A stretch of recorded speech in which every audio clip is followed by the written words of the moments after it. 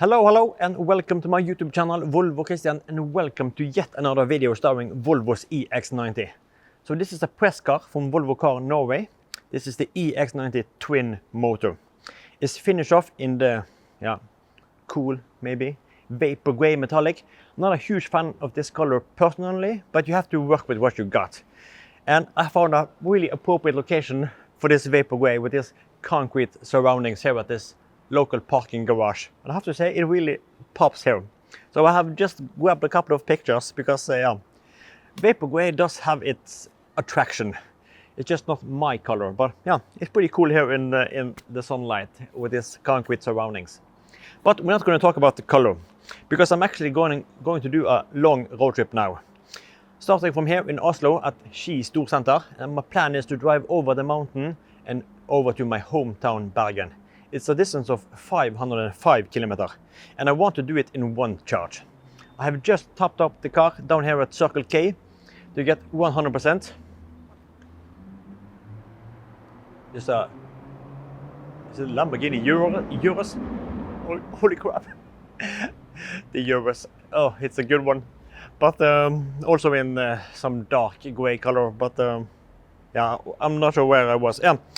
100% on this EX90 because I'm using this trip computer since last charge. This is really convenient for me when I want to measure the consumption. Since last reset, the manual one, that is for my full test period.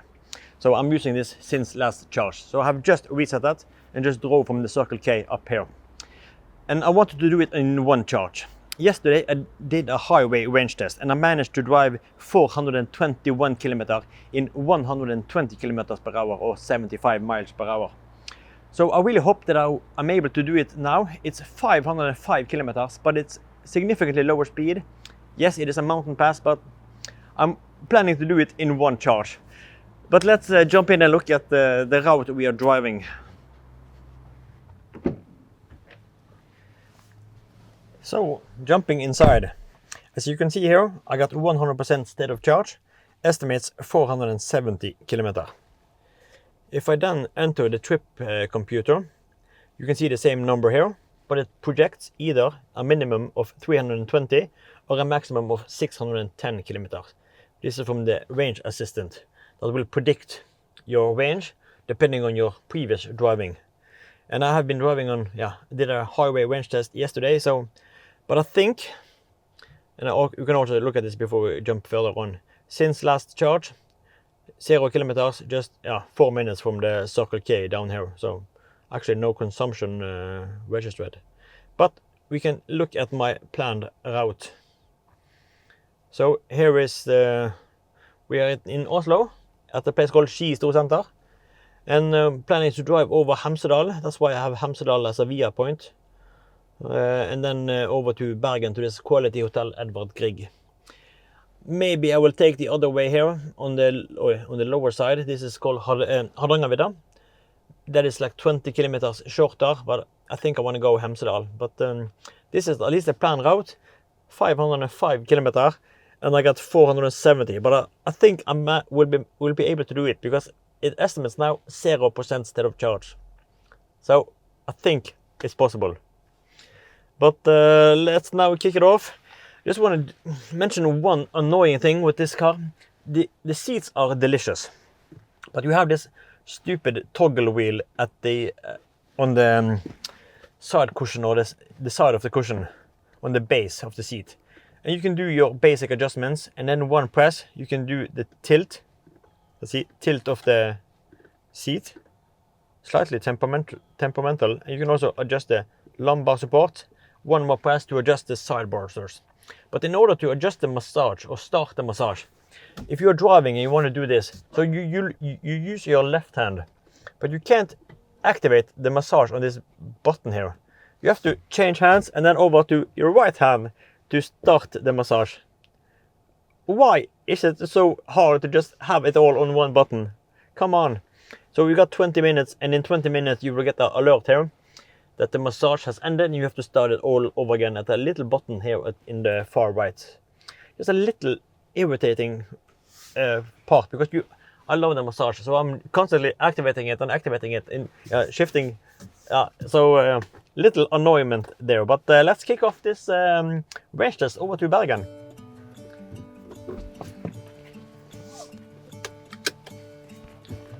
I'm gonna let the sun shine in today. I'm trying to make this darkness go away.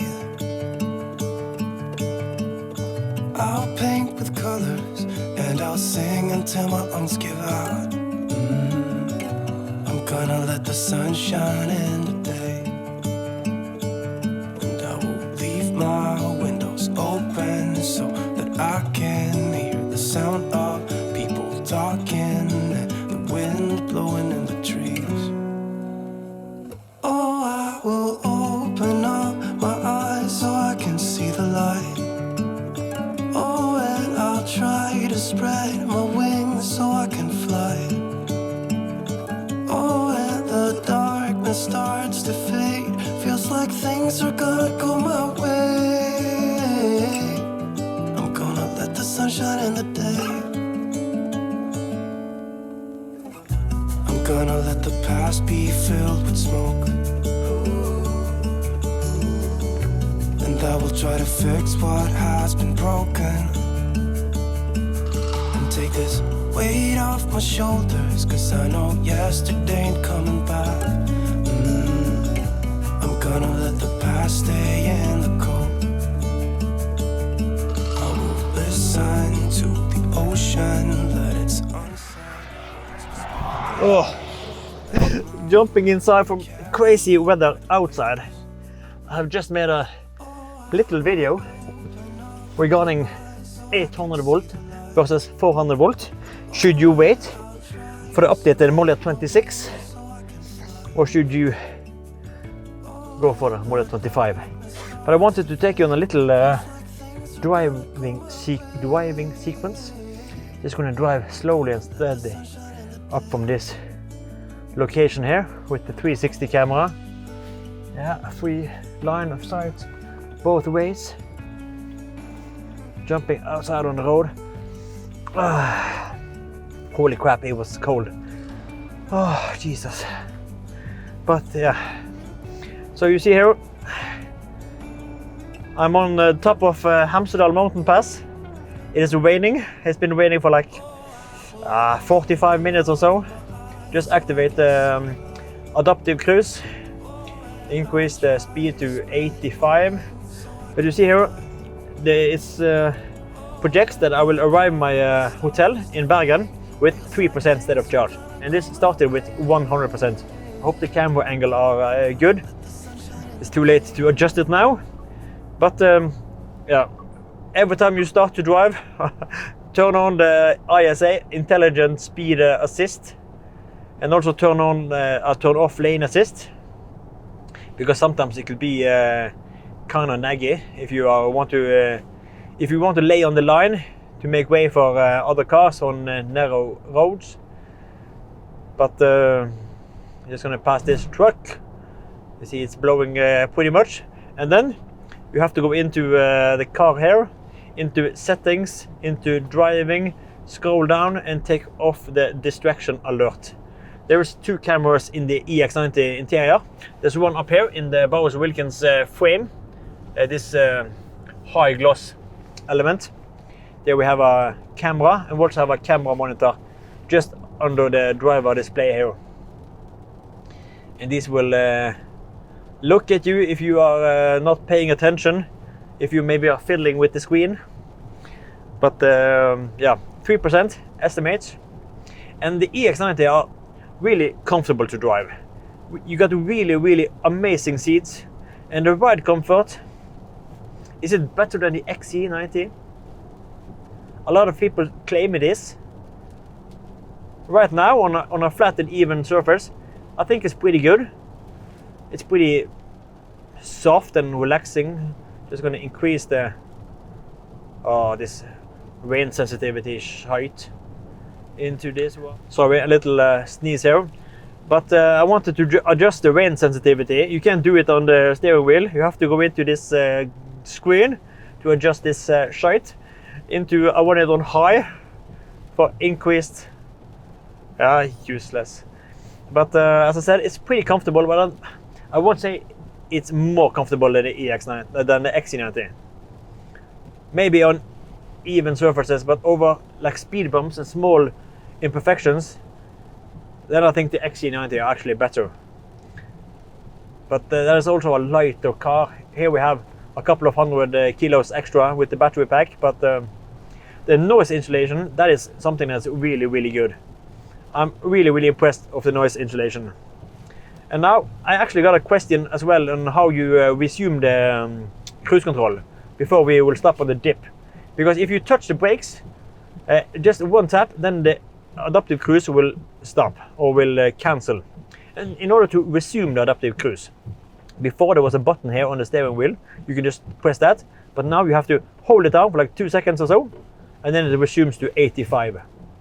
So just hold this button down, or this right stalk, hold it for like 2 seconds, and then it will resume. But now we will start the roll down, and the EX90 is just gonna cancel this. See here, it's flat, 85, 86. It's pretty, it rolls so good.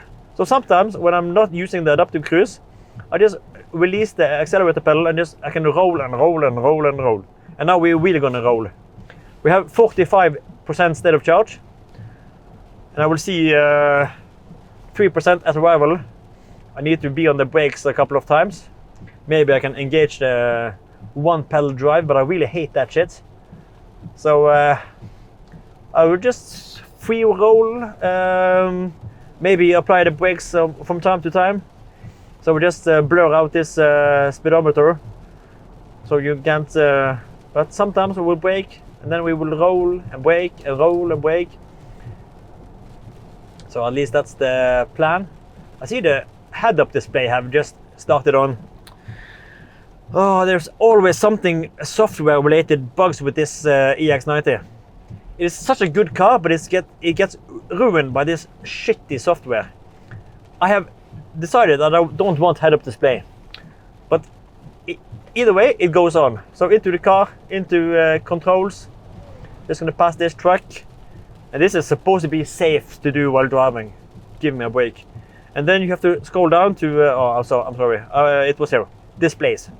View all, and then you have to slide down to adjust head-up display in here and just take it off. I see from this menu, maybe it is on the, let me see if I can try a shortcut. Driver adjustment, head-up display. Okay, we can do it faster, but I have to turn it off, on and turn it off again in order to it will go off. But yeah, did we have 43 or 44%? Because now we have 45.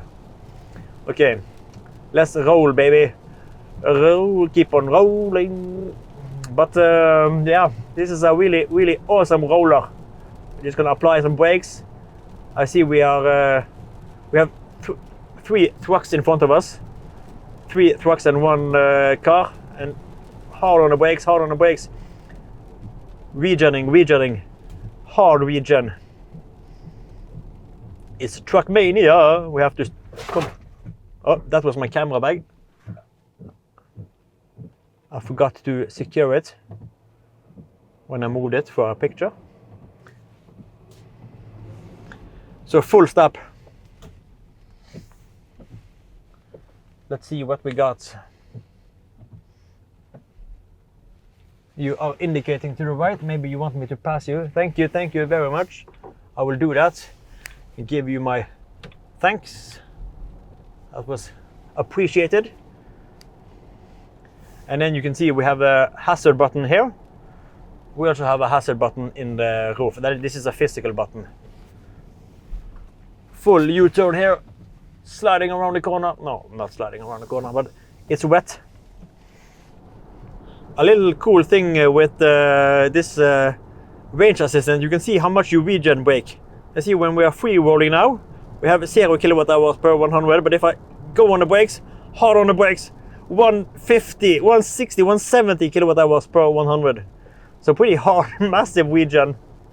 But if we look at the consumption so far, I still have negative consumption because I was rolling down, but the trip so far, 281 kilometer, and consumption 21 kilowatt hours per 100.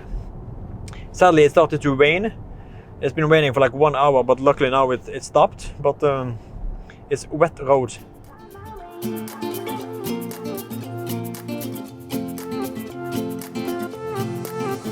A new place, a new home. For a while, let me feel alive. Nothing to hold me back. Take my time, just enjoy the ride. A new man passing by. Life is good, best I've ever felt. Get me up, somewhere new, somewhere I can find myself. Oh, I feel so alive. So I have arrived here in Bergen. Here's my hotel, quality hotel, Edvard Grieg. I got the EX90 here, but did I have to stop and charge? That is the big question. Did I manage to drive 505 kilometers in one go? Sadly, the weather turned out really bad. Obviously, when you're going to Bergen, it has to rain. And it actually started around halfway point when I was hitting Gol.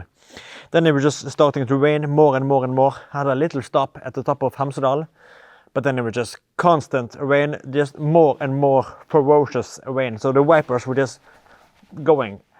And that kind of messed up my consumption because it was really good to begin with. I had like 18 kilowatt hour per 100 and estimated 5% at arrival at this location here. But then after hitting Gol and climbing up Hemsedal mountain pass, with shitty weather, the consumption increased. But while the car is giving its flashes because of this proximity sensor, it's probably pissed at me right now. It is very much action going on. Maybe I will just put the key here, so I will not mess it up more. But did I manage to drive in one go? Yes, I managed to drive 505 kilometers in one go with the EX90 Twin Motor under this shady condition, like half of the way. I started with 18 degrees Celsius in Oslo, and halfway point we're just dropping like 9 degrees, 8 degrees. It's been slightly cold, terrible weather. And we're rolling on 21-inch alloys. But I managed to drive 505 kilometers and I still have 6 kilometers remaining. But let's now look at the consumption. I stopped just outside the hotel, grabbed a picture of the car, grabbed a picture of the consumption, and then I just drove down here in the garage to get some better light conditions. But let's see. Since last charge, that is the one you have to look at. Consumption ended on 20 kilowatt hour per 100 kilometer. So 20 kilometer per metric mile, or the European mile, not the English mile. But yeah, 20 kilowatt hour per 100. Distance 505 kilometer. Time spent 7 hours and 22 minutes. And if we look at the next expanded menu, then we can see I have an average speed of 68 kilometer an hour. So 68 kilometer per hour. Pretty low average speed, but that is crossing Norway. We have pretty low average speed. So there's a little stretch of highway. But I have to say, I didn't think I was going to make it when the weather got just worse and worse. But I had faith. I had faith in the EX90. But holy crap. Why are you tripping out now? But there was one more thing I would like to show, but I'm not sure what that was. It kind of lost track of me. Yeah, the main screen, of course. But because you can see there, I have 2% state of charge. When I hit 5% state of charge, I got a message. Let me just scroll back. Grabbing too many pictures. Here, at 5%, I got a little message in the driver display. Very low range. Charge car as soon as possible. So okay, 5%, you still have plenty. But then at 2%, we got another message. We got driver support system fault. And I actually got the same message yesterday on my highway range test, because I also ended with 2%. And I got the same message, driver support system fault. And then followed by, the other way here, followed by electrical system temporarily limited. Drive with caution, performance reduced. That is at 2%. And I stopped here with 2% and 6 kilometers remaining. But I think if we hadn't had that shitty weather, then I can probably, let's say, could I drive 520 maybe, 530, optimistically probably. But I had pretty good consumption to begin with, than this shitty weather. But that's Bergen. That's how it's like here in my hometown. It's raining all the freaking time. But now it's time to get up to the hotel room, and go to sleep. I just have to connect to a charger over here to get some juice back in the EX90. But that's it for this long ass video. Now it's time to wrap it up. Good night, and I hope I'll see you in the next video. Thank you, and bye bye.